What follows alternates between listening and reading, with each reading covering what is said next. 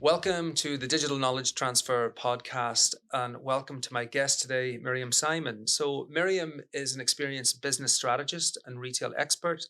She has over 30 years' experience in the retail industry, working in senior roles at some of the world's leading brands, including TK Maxx, Monsoon, Accessorize, Lifestyle Sports, and B&Q. Miriam is a passionate advocate for small businesses and has a deep understanding of the challenges they face. And in 2001, she founded the Retail Powerhouse, which is a low cost service for small independent retailers. The Retail Powerhouse provides access to live masterclasses from retail industry experts alongside commercial trading tips and support to help small businesses grow and thrive. Miriam, welcome to Studio 92. Oh, delighted to be here. Full of the cold, so I'm hoping I won't sneeze on you, but Oh, I'm delighted to be here. well, I'm sure it'll be fine. Yeah, Yeah.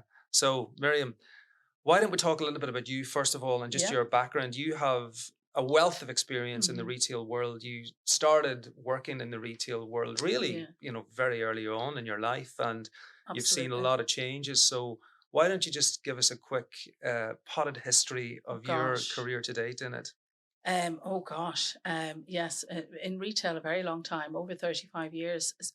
Took a year out, was supposed to do accountancy, took a year out and started with Dunn Stores for better value every day, trainee manager. Then I had, gosh, about 10 years with the Burton Group prior to Arcadia, and they educated me, worked in the UK with them and relocated back to Ireland with them, and then a bit of time with River Island, really commercial family business.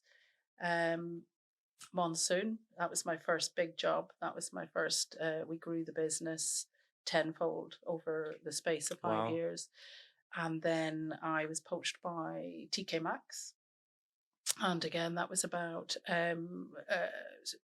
accelerated growth in Ireland. Did a little bit of time over in the Midlands and Wales with them. Gosh, where else was I? I was with B&Q for a while, Aurora Group, and Lifestyle Sports. I went out on my own about 5 or 6 years ago, and I work one on one with retailers now. I also have the Retail Powerhouse, as you mentioned, for the SMEs. The pandemic took me into the SME space. And then alongside that, I do a lot of work with the likes of the European Innovation Council and Enterprise Ireland and Falsh Ireland, really supporting. Not just visitor attractions, but actually also supporting disruptive and new startups. And that's taken me a little bit nerdy. That's made me a little bit nerdy, and quite love that because it gives you a bit of a glimpse of the future. So yeah, a bit of a I enjoy what I do. I get to get to play. And you've So done a lot of things. And yeah, I want to talk a little bit about the retail world and digital. yeah, And just in terms of from when you started right up to say 2020, yes, okay, you would have seen the slow evolution of digital in the absolutely. retail world. So I want to talk just a little bit about up to 2020, up to Yeah, pre-COVID. What was digital sort of considered as within the retail world? What level of importance did it have? yeah. It was actually very important, but it was a real nice to have, and it was almost a badge of honor. And I remember I was with Lifestyle Sports for a few years, and they were very ahead of the curve. They were quite exceptional from an e-commerce point of view, from a capturing the sale both in store and they were also very clever on social media. So really great marketers also. So yeah, digital wasn't seen as a necessity really. It's really weird when you think back. It's only 3 years, but until that first lockdown in the pandemic, there, for SME retail, a lot of them wouldn't have been online, or if they did, it was just a nice cherry on the pie, so to speak. And a lot of them weren't even on social media until April Yeah, 2020, that's and right. and then we saw this huge flip. We saw a huge flip both in, well, essentially, we saw the end of the industrial age and the beginning of the digital age, and which we are all very aware is now moving very fast. Um, so that happened, but also there was a real flip in power. So there was a flip in power from primary markets to secondary markets. So we saw the likes of the cities really felt pain, but those secondary, more aspirational suburbs started to do very well. And then we saw a The huge, garrison towns. absolutely. And then we saw a huge flip in power between the big giants to suddenly the powers with the SME, because they were able to react and move and navigate this new uneven landscape a lot faster. You know, they didn't have 20 shareholders that they needed, or Yeah. stakeholders that they needed to buy in. So what we saw in the pandemic was a real scramble. And to be fair, credit to, and I know it's not cool to say something positive about government these days, but credit to the Irish government. They moved very quickly to support people with digital, with digital supports and ways and means of getting themselves online very quickly. I thought we didn't do too bad, our wee country, in that I would first agree with pandemic. you on that, actually. Yeah, yeah, I think we did quite well. So yeah, real flip in power. And I spoke to many SME retailers during that first lockdown. That was where I really got more involved with SME retail. And countless businesses were saying, "Oh, I don't do Facebook and I don't do social media. And no, a website is not on my, it's not on my roadmap. And I just want to find a way to keep the doors open or to keep the lights on." And almost always those businesses were on social pretty quickly then, and on online, and have it with an e-commerce um, proposition by the end of that first year.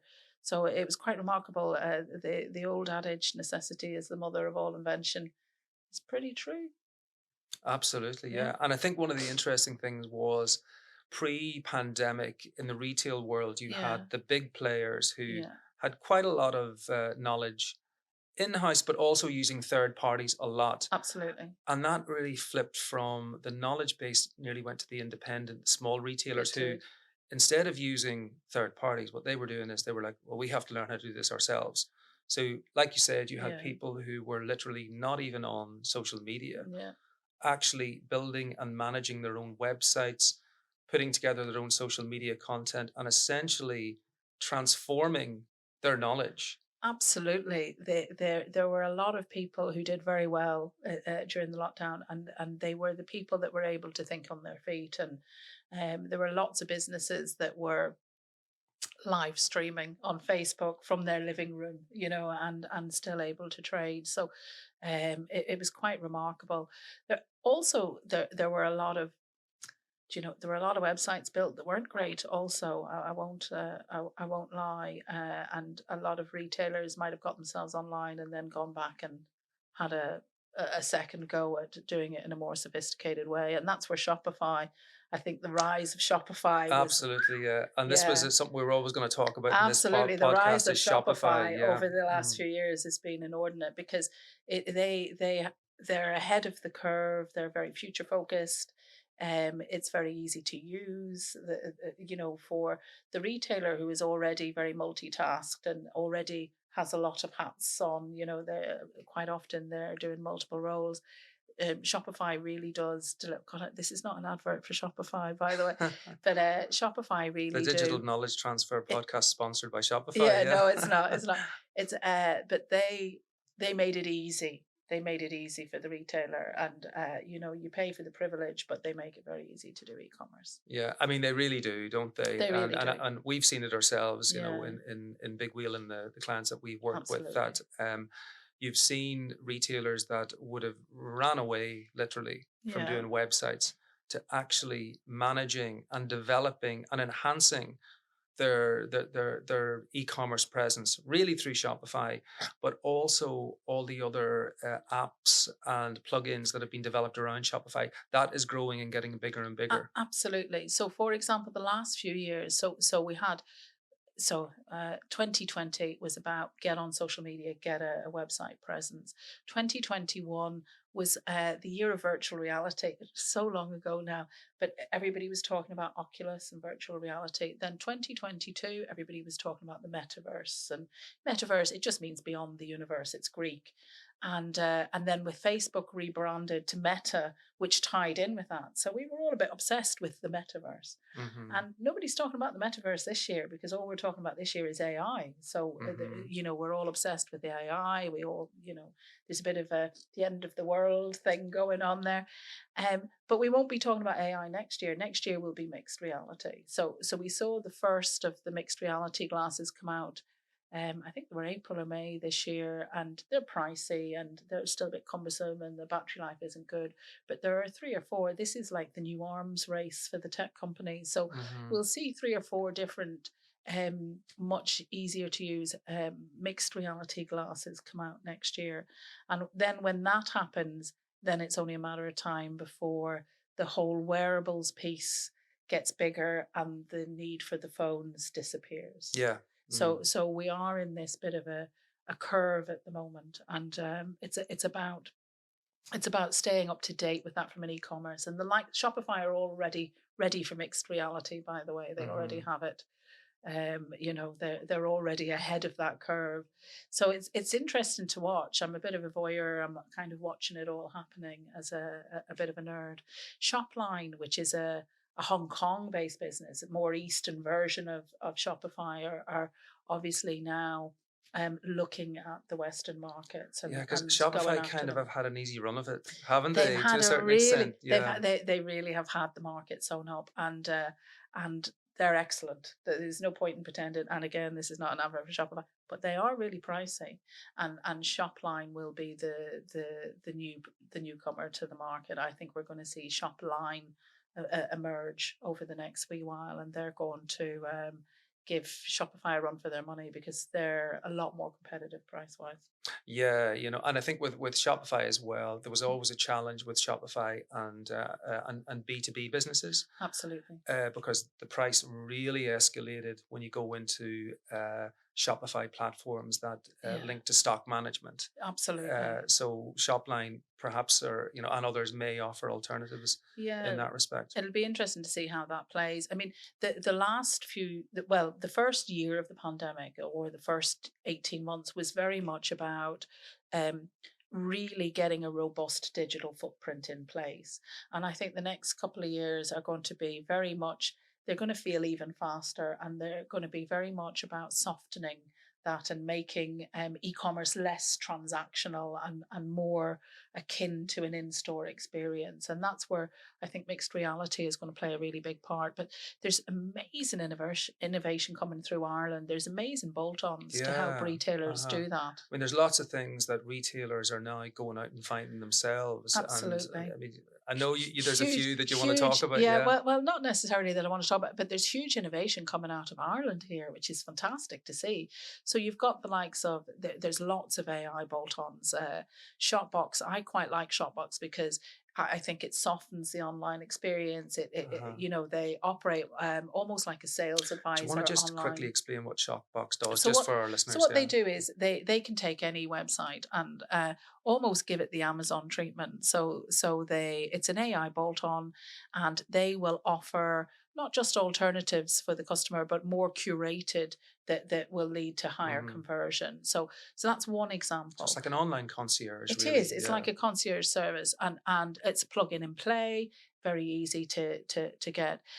Likewise, on the other end of the spectrum, there's all sorts of really cool tech coming out. So I Hmm. was talking to a business about a month ago called Vologram, which is and it is exactly as it sounds. It's like a hologram, and you Uh-huh. can video a 3D version of yourself to pop up wherever you want, and that's really going to be a bit of a game changer in a lot of attractions and PR things. And then you've got the likes of Get Memo, again, a chap called Sean Bushell, Irish guy. I think this is his side hustle. Uh, Genius idea. So what it is when you're online and you're buying somebody a gift, you click on Get Memo, you record an 8 or 10 second video message to go with the gift, and then when the person receives a gift in the mail, or there's a QR code on top, and they scan that and they get the video message. And I just think these are all really clever touches that Yeah. make e-commerce a lot more user friendly for the consumer. And as consumers, we're changing so rapidly. Now, if you just look at even payment methods over the last couple of years, we've gone from, I know very few people who are tolerant enough to keep putting in their card number, or who want to type their whole address. I So forget my number most of the time these yeah, days because I use it so infrequently. yeah. So it's all about, instant. We want things instantly. So we're becoming lazier and lazier and lazier. That's a terrible term of phrase, but it is the truth. Uh-huh. If you even look, um, before the pandemic, I would have texted. It's all voice chip now. It's all, Yeah. so yeah, Well, social we're media is changing. going that way also, and we'll probably do another It's all podcast, video. on voice Absolutely. social media. So the likes of Clubhouse, which would have been the big, still Absolutely. is the biggest global voice social Yeah. media, but we have, Lemore, which is based locally here. Yeah. But again, I'm just going off slightly at a tangent there, but Absolutely. it goes back to what you're saying. I It think does. you could call it laziness, you could call it just operating more smartly, though. Well, it's a bit of both. So I think we're just really changing as humans, and even from a point of view of, if you think of when Instagram first came out. Sorry, just find my note. When Instagram first came out, Instagram was all about beautiful images, Hmm. and now what we're seeing is it's all about video. It's all about video, and Yeah. it's almost emulating TikTok. And TikTok, people don't understand the power of TikTok. So TikTok is becoming a really serious force for social media, and probably will become commercially very soon too. So in the most recent Amazon Prime Day, I read that quite a large percentage of the search before people then purchased happened on TikTok. So TikTok is beginning to emerge as a search engine now. And it's because people want entertainment. They don't want to just scroll. They actually want to be entertained while they scroll now. So what we're going to see is, TikTok. It's a very big business. They're not stupid. They know that all of this search happened for Prime Day on their channel. So it wouldn't be a surprise if they ran their own commercial event between now and the end of the year. I don't think it would be a surprise, but I would say if you're not on TikTok, you need to get on TikTok quickly. Yeah, I would agree with you. Yeah. 1 year ago, I'm not sure if it was as important, but now the age profile of TikTok has got to the point where the people viewing TikTok now, Yeah. are quite financially adept, shall we Absolutely. say, compared to maybe 1 year ago when it was still a lot of very young people. I think the Yeah. big thing that TikTok changed was the actual use of video format and the fact that the videos are called TikToks. Yeah. And if you look at any social media platform now, most videos are effectively, they've taken the TikTok formula. They have, and I think there was maybe a year ago there was an assumption that TikTok was young and it's all little girls just trying to dance badly. Not the case at all, because as as happens with every social media, this is what happened with Facebook and it's what happened with Instagram also. What happens is the kids go on to the channel and then the parents follow. Usually the Exactly. mommies follow. The mommies follow, and TikTok is highly addictive. Their algorithms are very good. And also, it's actually a lot less expensive than Meta. Meta is pretty pricey these days. No, the Yeah, price of Meta has definitely gone up, and yeah, I mean the price of all the yeah, the Google and Meta absolutely. platforms. I mean because of the demand, but just pulling it back to retailers Yeah, here, and I mean I think it's amazing to think that 3 years ago retailers that were afraid of online are now leading the way. Small retailers yeah, are effectively leading the way in terms of how the digital e-commerce world develops. yeah. And if you were talking to some retailers at the moment, and if you wanted to give them some advice, maybe give them 3 tips on how to be relevant in the future, Okay, what would be 3 things that you might recommend, Miriam? right. I'll actually give you four. Oh wow! I'll give you So four. the Number one is marketplaces. So I would not underestimate the power of marketplaces. Over 35% of all transactions are now happening on marketplaces globally. So whether we like Amazon or not, or ASOS, or all of these marketplaces or not, the fact of the matter is they pull a lot of power. So if you are able to get onto marketplaces as a secondary channel, I would do that, because that seems to be the way things are going. And we're seeing more and more that marketplaces are being used as search engines also. So number one is marketplaces. Number two, I've already mentioned, is get yourself on TikTok. TikTok, I do think that we're going to start to see more commercialization of TikTok as a sales and selling channel. But actually, just from a point of view of the consumer is changing and they want entertainment with their scrolling. So if you're not on TikTok now, you're kind of missing the boat. So get on TikTok.